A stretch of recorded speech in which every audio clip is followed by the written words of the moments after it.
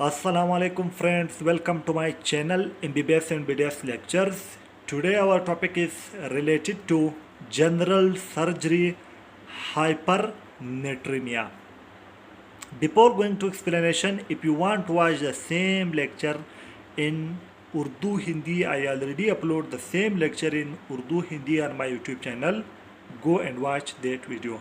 But if you want to watch in English language, then this video is for you. Now, today our topic is hypernatremia. In today's topic, our topic outline is definition, causes, clinical feature, investigation, management. First, we start from definition of hypernatremia. The definition of hypernatremia is that a serum sodium concentration greater than 145 milliequivalent per liter is called hypernatremia. The normal range of sodium in our serum is from 135 to 145 milliequivalent per liter or 135 to 145 millimole per liter. We can say milliequivalent per liter or we can say millimole per liter because milli equivalent and millimole are equal. Now, definition is a serum sodium concentration greater than 145 milli equivalent per liter is called hypernatremia. This is the range. If sodium concentration is serum greater than 145, it will be called hypernatremia. If sodium concentration less than 135 milliequivalent per liter, then it will be called hyponatremia. Now, today here we study hypernatremia. This is the definition of hypernatremia. Now come to the causes. There are three causes of hypernatremia. Number one, more sodium gain. If we gain more sodium, then the sodium concentration in our body will be rise. When sodium concentration in our body will rise, in our blood serum concentration, sodium is rise, in the result there will be hypernatremia.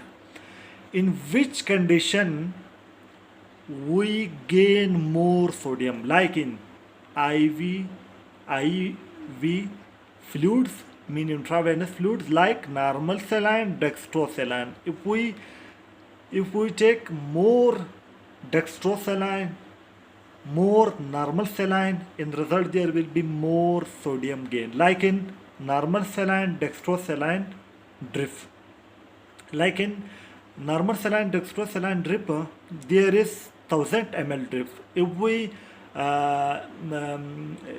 If we take more fluid by this drip of normal saline and dextrosaline, in the result there will be more sodium concentration and there will be hypernatremia. Second is water deficit. If in our body water deficit occur, mean water depletion occur or water deficiency occur, in result there will be imbalance between solute and solvent. When water concentration in our body decrease, means solvent concentration and the solute concentration will be rise, mean sodium concentration. Such as in burn. In burn, our body water deficit occur. In vomiting, water deficit occur. In diarrhea, water deficit occur, water depletion occur. In result, there will be hypernatremia because when water become loss and the remaining sodium concentration with respect to remaining water will be high, and in the result there will be hypernatremia.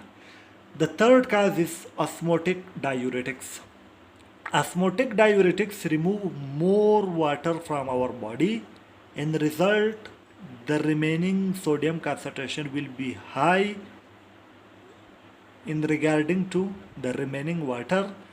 In the result, there will be hypernatremia. These are the three causes of hypernatremia. Number one, more sodium gain such as in IV fluids like normal saline, dextrosaline. Second, water deficit such as in burn, vomiting, diarrhea. The third is osmotic diuretics. Now come to the clinical feature. Clinical features, there are 9 clinical features of hypernatremia. Number 1, thirst. When water deficit occur, when water depletion and deficiency occur in our body, in the result, the blood serum solute concentration will be high, and in the result there will be thirst. Patient feel thirst. Second is nausea. Third, vomiting. And fourth, irritable. Patient will be irritable. Number fifth, tired. Patient feel tired. And number 6, patient will be confused. And number 7, there may be coma. And number 8, patient feel tremor. And number 9, there will be seizure. Patient feel seizure. These are the 9 clinical features of hypernatremia.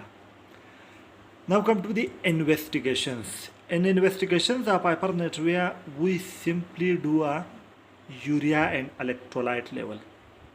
In urea and electrolyte level, the sodium concentration will be greater than 145 millimole per liter or 145 milli equivalent per liter. Like here, 145 milli equivalent per liter or 145 millimole per liter.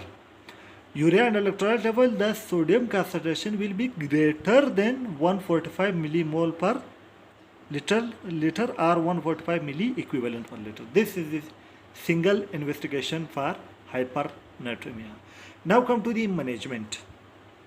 In management, first, management depend upon condition of patient. If patient is alert, mean patient is conscious, simply patient drink water, hypernatremia will be correct. If patient is unconsciousness or in the state of seizure or in the state of coma, we provide IV fluids to the patient, and in the result there will be the hypernatremia will be corrected.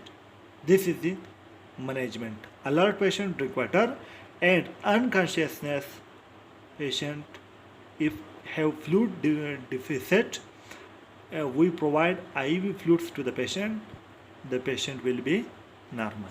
This is a simple treatment of hypernatremia. Now today we studied hypernatremia definition, causes, clinical feature, investigations, management. Now today our topic is complete. If you like my video, press the like button and share this video with your friends. If you are new to my channel, subscribe my channel by pressing the red subscribe button, and also press the bell icon to open the all notification in order to you receive my each new video notification. For watching my videos, I am very thankful to you. Thank you very much.